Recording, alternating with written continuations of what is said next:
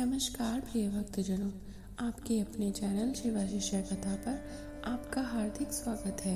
तो आइए आज श्रवण कर लेते हैं बृहस्पतिवार व्रत कथा। भारतवर्ष में एक प्रतापी और दानी राजा राज्य करता था। वह नित्य गरीबों और ब्राह्मणों की सहायता करता था, पर यह बात उसकी रानी को अच्छी नहीं लगती थी।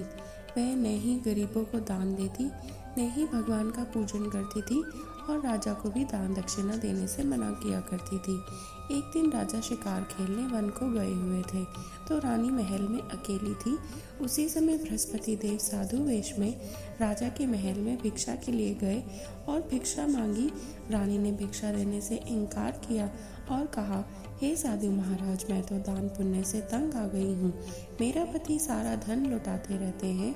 मेरी इच्छा है कि हमारा सब धन नष्ट हो जाए, फिर न रहेगा बांस, न बजेगी बांसुरी। साधु ने कहा, देवी तुम तो बड़ी विचित्र हो। धन संतान तो सभी चाहते हैं, पुत्र और लक्ष्मी तो पापी के घर भी होनी चाहिए। यदि तुम्हारे पास अधिक धन है तो भूखों को भोजन दो, प्यासों के लिए प्याऊ बनवाओ, मुसाफिरों के लिए धर्मशालाएं खुलवाओ। जो निर्धन अपनी कुंवारी कन्याओं का विवाह नहीं कर सकते, उनका विवाह करा दो। और ऐसे कई काम हैं जिनके करने से तुम्हारा यश लोक परलोक में फैलेगा। परंतु रानी पर इस उपदेश का कोई प्रभाव न पड़ा। वह बोली, महाराज आप मुझे कुछ न समझाएं। मैं ऐसा धन नहीं चाहती जो मैं हर जगह बांटती फिरूं। साधु ने उत्तर दिया, यदि तुम्हारी ऐसी इच्छा है तो तथास्तु। तुम ऐसा करना कि बृहस्पतिवार को घर लीपकर पीली मिट्टी से अपना सिर धोकर स्नान करना, भट्टी चढ़ाकर कपड़े धोना। ऐसा करने से तुम्हारा सारा धन नष्ट हो जाएगा। इतना कहकर वह साधु महाराज वहां से आलोप हो गए। साधु के अनुसार कई बातों को पूरा करते हुए रानी को अभी केवल 3 बृहस्पतिवार ही बीते थे कि उसकी समस्त धन संपत्ति नष्ट हो गई। भोजन के लिए राजा का परिवार तरसने लगा। तब एक दिन राजा ने रानी से बोला कि हे रानी, तुम यहीं रहो, मैं दूसरे देश को जाता हूँ, क्योंकि यहाँ पर सभी लोग मुझे जानते हैं, इसलिए मैं कोई छोटा कार्य नहीं कर सकता। ऐसा कहकर राजा परदेश चला गया। वहाँ वह जंगल से लकड़ी काट कर लाता और शहर में बेचता। इस तरह वह अपना जीवन व्यतीत करने लगा। इधर राजा के परदेश जाते ही रानी और दासी दुखी रहने लगी। एक बार जब रानी और दासी को 7 दिन तक बिना भोजन के रहना पड़ा, तो रानी ने अपनी दासी से कहा, हे दासी, पास ही के नगर में मेरी बहन रहती है। वह बड़ी धनवान है, तो उसके पास जा और कुछ ले आ, ताकि थोड़ी बहुत गुजर बसर हो जाए। दासी रानी की बहन के पास गई। उस दिन गुरुवार था और रानी की बहन उस समय बृहस्पतिवार व्रत की कथा सुन रही थी। दासी ने रानी की बहन को अपनी रानी का संदेश दिया, लेकिन रानी की बड़ी बहन ने कोई उत्तर नहीं दिया। जब दासी को रानी की बहन से कोई उत्तर नहीं मिला तो वह बहुत दुखी हुई और उसे क्रोध भी आया। दासी ने वापस आकर रानी को सारी बात बता दी। सुनकर रानी ने अपने भाग्य को कोसा। उधर रानी की बहन ने सोचा कि मेरी बहन की दासी आई थी, परंतु मैं उससे कुछ नहीं बोली, इससे वह बहुत दुखी हुई होगी। कथा सुनकर और पूजन समाप्त करके वह अपनी बहन के घर आई और कहने लगी, हे बहन, मैं बृहस्पतिवार का व्रत कर रही थी और उसकी कथा सुन रही थी।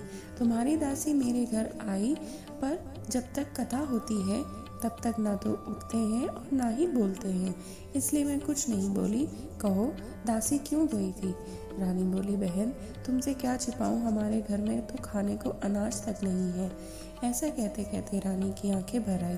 उसने दासी समेत पिछले 7 दिनों से भूखे रहने की बात अपनी बहन को विस्तार पूर्वक सुना दी। रानी की बहन बोली, देखो बहन, भगवान बृहस्पति देव सबकी मनोकामना को पूर्ण करते हैं। देखो, शायद तुम्हारे घर में अनाज रखा हो। पहले तो रानी को विश्वास नहीं हुआ, पर बहन के आग्रह करने पर उसने अपनी दासी को अंदर भेजा तो उसे सचमुच अनाज से भरा एक घड़ा मिल गया। यह देखकर दासी को बड़ी हैरानी हुई। दासी रानी से कहने लगी, हे रानी, जब हमको भोजन नहीं मिलता तो हम व्रत ही तो करते हैं, इसलिए क्यों ना इनसे व्रत और कथा की विधि पूछ ली जाए, ताकि हम भी व्रत कर सके। तब रानी ने अपनी बहन से बृहस्पतिवार व्रत के बारे में पूछा। उसकी बहन ने सारी विधि बतलाई और कहा कि बृहस्पतिवार के व्रत में चने की दाल और मुनक्का से विष्णु भगवान को केले की जड़ में पूजन करें और दीपक जलाएं, व्रत कथा सुने और पीला भोजन ही करें। इससे बृहस्पति देव अत्यंत प्रसन्न हो जाते हैं। व्रत और पूजन विधि बताकर रानी की बहन अपने घर को लौट गई। 7 दिन बाद जब गुरुवार आया तो रानी और दासी ने व्रत रखा, घुड़साल में जाकर चना और गुड़ लेकर आई। फिर उससे केले की जड़ तथा विष्णु भगवान का पूजन किया। अब पीला भोजन कहाँ से लाए, इस बात को लेकर दोनों बहुत दुखी थे। चूंकि उन्होंने व्रत रखा था इसलिए बृहस्पति देव उनसे प्रसन्न हो गए। इसलिए वे एक साधारण व्यक्ति का रूप धारण करके 2 थालों में सुंदर पीला भोजन दासी को दे गए। भोजन पाकर दासी प्रसन्न हुई और फिर रानी के साथ मिलकर भोजन ग्रहण ही किया। उसके बाद वे सभी गुरुवार को व्रत और पूजन करने लगे। बृहस्पति भगवान की कृपा से उनके पास फिर से धन संपत्ति आ गई, परंतु रानी फिर से पहले की तरह आलस करने लगी। तब दासी बोली, देखो रानी, तुम पहले भी इसी प्रकार आलस्य करती थी। तुम्हें धन रखने में कष्ट होता था, इस कारण सभी धन नष्ट हो गया, और अब जब भगवान बृहस्पति की कृपा से धन मिला है तो तुम्हें फिर से आलस्य होता है।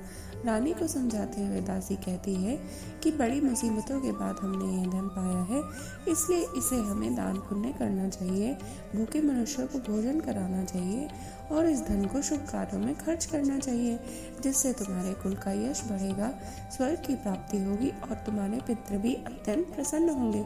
दासी की बात मानकर रानी अपना धन शुभ कार्यों में खर्च करने लगी, जिससे पूरे नगर में उसका यश फैलने लगा। बृहस्पतिवार व्रत कथा के बाद श्रद्धा के साथ आरती की जानी चाहिए। इसके बाद प्रसाद बांटकर उसे ग्रहण कर लेना चाहिए। एक दिन राजा दुखी होकर जंगल में एक पेड़ के नीचे आसन जमा कर बैठ गया। वह अपनी दशा को याद करके व्याकुल होने लगा। बृहस्पतिवार का दिन था। एकाएक उसने देखा कि निर्जन वन में एक साधु प्रकट हुए। वह साधु वेश में स्वयं बृहस्पति देव थे। लकड़हारे के सामने आकर बोले, हे लकड़हारे, इस सुनसान जंगल में तू चिंता में मग्न क्यों बैठा है? लकड़हारे ने दोनों हाथ जोड़कर प्रणाम किया और उत्तर दिया, महात्मा जी, आप तो सब जानते हैं, मैं क्या कहूँ। यह कहकर रोने लगा और साधु को अपनी आत्मकथा सुनाई। महात्मा जी ने कहा, तुम्हारी स्त्री ने बृहस्पति के दिन बृहस्पति भगवान का निरादर किया है, जिसके कारण रुष्ट होकर उन्होंने तुम्हारी ये दशा कर दी। अब तुम चिंता को दूर करके मेरे कहने पर चलो तो तुम्हारे सब कष्ट दूर हो जाएंगे और भगवान पहले से भी अधिक संपत्ति देंगे। तुम बृहस्पति के दिन कथा किया करो, 2 पैसे के चने मुनक्का लाकर उसका प्रसाद बनाओ और शुद्ध जल से लोटे में शक्कर मिलाकर अमृत तैयार करो। कथा के पश्चात अपने सारे परिवार और सुनने वाले प्रेमियों में अमृत व प्रसाद बांटकर आप भी ग्रहण करो। ऐसा करने से भगवान तुम्हारी सभी मनोकामनाएं पूर्ण करेंगे। साधु के ऐसे वचन सुनकर लकड़हारा बोला, हे प्रभु, मुझे लकड़ी बेचकर इतना पैसा नहीं मिलता जिससे भोजन के उपरांत कुछ बचा सकूं। मैंने रात्रि में अपनी स्त्री को व्याकुल देखा है। मेरे पास कुछ भी ऐसा नहीं जिससे मैं उसकी खबर मंगा सकूं। साधु ने कहा, हे लकड़हारे, तुम किसी बात की चिंता मत करो। बृहस्पति के दिन तुम रोजाना की तरह लकड़ियां लेकर शहर को जाओ। तुमको रोज से दुगना धन प्राप्त होगा, जिससे तुम भली भांति भोजन कर लोगे और बृहस्पति देव की पूजा का सामान भी आ जाएगा। इतना कहकर साधु अंतर्ध्यान हो गए। धीरे धीरे समय व्यतीत होने पर फिर वही बृहस्पतिवार का दिन आया। लकड़हारा जंगल से लकड़ी काटकर किसी शहर में बेचने गया। उसे उस दिन और दिन से अधिक पैसा मिला। राजा ने चना गुड़ आदि लाकर गुरुवार का व्रत किया। उस दिन से उसके सभी कलेश दूर हो गए, परंतु जब दोबारा गुरुवार का दिन आया तो वह बृहस्पतिवार का व्रत करना भूल गया। इस कारण बृहस्पति देव भगवान नाराज हो गए। उस दिन उस नगर के राजा ने विशाल यज्ञ का आयोजन किया था और शहर में यह घोषणा करा दी थी कि कोई भी मनुष्य अपने घर में भोजन न बनावे, न आग जलावे, समस्त जनता मेरे यहाँ भोजन करने आवे। इस आज्ञा को जो न मानेगा उसे फांसी की सजा दी जाएगी। इस तरह की घोषणा संपूर्ण नगर में करवा दी गई। राजा की आज्ञा अनुसार शहर के सभी लोग भोजन करने गए, किंतु लकड़हारा कुछ देर से पहुंचा, इसलिए राजा उसको अपने साथ घर लिवा ले गए और ले जाकर भोजन करा रहे थे तो रानी की दृष्टि उस खूंटी पर पड़ी जिस पर उसका हार लटका हुआ था। वह वहां पर दिखाई नहीं दिया। रानी ने निश्चय किया कि मेरा हार इस मनुष्य ने चुरा लिया है। उसी समय सिपाहियों को बुलाकर उसको कारागार में डलवा दिया गया। जब लकड़हारा कारागार में पड़ गया और बहुत दुखी होकर विचार करने लगा कि ना जाने कौन से पूर्व जन्म के कर्म से मुझे यह दुख प्राप्त हुआ है, और उसी साधु को याद करने लगा जो जंगल में मिला था। उसी समय तत्काल बृहस्पति देव साधु के रूप में प्रकट हुए और उसकी दशा को देखकर कहने लगे, लगे, अरे मूर्ख, तूने बृहस्पति देव की कथा नहीं करी, इस कारण तुझे दुख प्राप्त हुआ है। अब चिंता मत कर, बृहस्पतिवार के दिन कारागार के दरवाजे पर 4 पैसे पड़े मिलेंगे, उनसे तू बृहस्पति देव की पूजा करना, तेरे सभी कष्ट दूर हो जाएंगे। बृहस्पतिवार के दिन उसे 4 पैसे मिले। लकड़हारे ने कथा कही। उसी रात्रि को बृहस्पति देव ने उस नगर के राजा को स्वप्न में कहा, हे राजा, तुमने जिस आदमी को कारागार में बंद कर दिया है वह निर्दोष है, वह राजा है, उसे छोड़ देना। रानी का हार उसी खूंटी पर लटका है, अगर तू ऐसा नहीं करेगा तो मैं तेरे राज्य को नष्ट कर दूंगा। इस तरह रात्रि के स्वप्न को देखकर राजा प्रातःकाल उठा और खूंटी पर हार देखकर लकड़हारे को बुलाकर क्षमा मांगी तथा लकड़हारे को योग्य सुंदर वस्त्र आभूषण देकर विदा किया। बृहस्पति देव की आज्ञा अनुसार लकड़हारा अपने नगर को चल दिया। राजा जब अपने नगर के निकट पहुंचा तो उसे बड़ा आश्चर्य हुआ। नगर में पहले से अधिक बाग, तालाब, कुएं तथा बहुत सी धर्मशाला, मंदिर आदि बन गई है। राजा ने पूछा, यह किसका बाग और धर्मशाला है? तब नगर के सब लोग कहने लगे, यह सब रानी और बांदी के हैं। तो राजा को आश्चर्य भी हुआ और गुस्सा भी आया। तब रानी ने यह खबर सुनी कि राजा आ रहे हैं तो उन्होंने बांदी से कहा, हे दासी, देख, राजा हमको कितनी बुरी हालत में छोड़ गए थे, हमारी ऐसी हालत देखकर कहीं वे लौट न जाए, इसलिए तू दरवाजे पर खड़ी हो जा। आज्ञा अनुसार दासी दरवाजे पर खड़ी हो गई। राजा आए तो उन्हें अपने साथ लिवा लाई। तब राजा ने क्रोध करके अपनी रानी से पूछा कि यह धन तुम्हें कैसे प्राप्त हुआ है? तब उन्होंने कहा, हमें यह सब धन बृहस्पति देव के इस व्रत के प्रभाव से प्राप्त हुआ है। राजा ने निश्चय किया कि 7 रोज बाद तो सभी बृहस्पति देव का पूजन करते हैं, परंतु मैं प्रतिदिन में 3 बार कहानी तथा रोज व्रत किया करूँगा। अब हर समय राजा के दुपट्टे में चने की दाल बंधी रहती थी और दिन में 3 बार वह कहानी कहते थे। एक रोज राजा ने विचार किया कि चलो अपनी बहन के यहाँ हो आवे। इस तरह निश्चय करके राजा घोड़े पर सवार हो अपनी बहन के यहाँ को चलने लगे। मार्ग में उसने देखा कि कुछ आदमी एक मुर्दे को लिए जा रहे हैं। उन्हें रोककर राजा कहने लगे, अरे भाइयों, मेरी बृहस्पति देव की कथा सुन लो। वे बोले, हमारा तो आदमी मर गया है, इसको अपनी कथा की पड़ी है। परंतु कुछ आदमी बोले, अच्छा कहो, हम तुम्हारी कथा भी सुन लेंगे। राजा ने दाल निकाली और जब कथा आधी ही हुई थी कि मुर्दा हिलने लग गया, और जब कथा समाप्त हुई तो राम राम करके मनुष्य उठकर खड़ा हो गया। आगे मार्ग में उसे एक किसान खेत में हल चलाता हुआ मिला। राजा ने उसे देखा और उससे बोला, अरे भाई, तुम मेरी बृहस्पतिवार की कथा सुन लो। किसान बोला, जब तक मैं तेरी कथा सुनूंगा तब तक 4 हरिया जोत लूंगा, जा अपनी कथा किसी और को सुना। इस तरह राजा आगे चलने लगे। राजा के हटते ही बैल पछाड़कर खार कर गिर गए और किसान के पेट में बड़ी जोर से दर्द होने लगा। उस समय उसकी माँ रोटी लेकर आई और उसने भी जब यह सब देखा तब अपने पुत्र से सब हाल पूछा और बेटे ने सभी हाल कह दिया। तो बुढ़िया दौड़ी दौड़ी उस घुड़सवार के पास गई और उससे बोली कि मैं तेरी कथा सुनूंगा, तू अपनी कथा मेरे खेत पर चलकर ही कहना। राजा ने बुढ़िया के खेत पर जाकर कथा कही, जिसके सुनते ही वह बैल उठ खड़े हुए और किसान के पेट का दर्द भी बंद हो गया।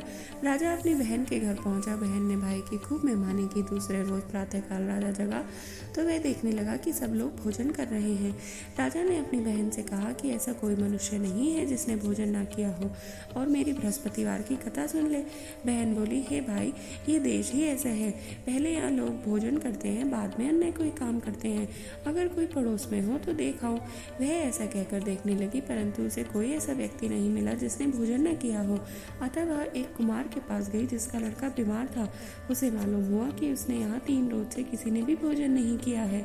रानी ने अपने भाई की कथा सुनाने के लिए कुमार से कहा और वह तैयार हो गया। राजा ने जाकर बृहस्पतिवार की कथा कही, जिसको सुनकर उसका लड़का ठीक हो गया। अब तो राजा की प्रशंसा होने लगी। एक रोज राजा ने अपनी बहन से कहा कि हे बहन, हम अपने घर को जाएंगे, तुम भी तैयार हो जाओ। रानी की बहन ने अपनी सास से कहा। सास ने कहा, हाँ चली जा, परंतु अपने लड़कों को मत लेकर आना, क्योंकि तेरे भाई के कोई औलाद नहीं है। बहन ने अपने भाई से कहा, हे भाई, मैं तो चलूंगी पर बालक नहीं जाएगा। राजा बोला, जब कोई बालक नहीं जाएगा तब तुम ही क्या करोगी? बड़े दुखी मन से राजा अपने नगर को लौट आया। राजा ने अपनी रानी से कहा, हम निर्वंशी हैं, हमारा मुंह देखने का धर्म नहीं है और कुछ भोजन आदि भी नहीं किया। रानी बोली, हे प्रभु, बृहस्पति देव ने हमें सब कुछ दिया है, वह हमें औलाद भी अवश्य देंगे। उसी रात को बृहस्पति देव ने राजा से स्वप्न में कहा, हे राजा, उठ, सभी सोच त्याग दे, तेरी रानी गर्भ से है। राजा की ये बात सुनकर उसको बड़ी खुशी हुई। 9वें महीने में उसके गर्भ से एक सुंदर पुत्र पैदा हुआ।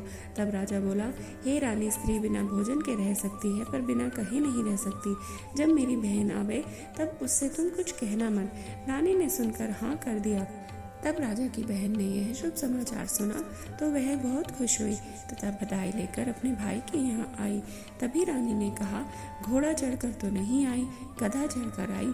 राजा की बहन बोली, भाभी, मैं इस प्रकार न कहती तो तुम्हें औलाद कैसे मिलती।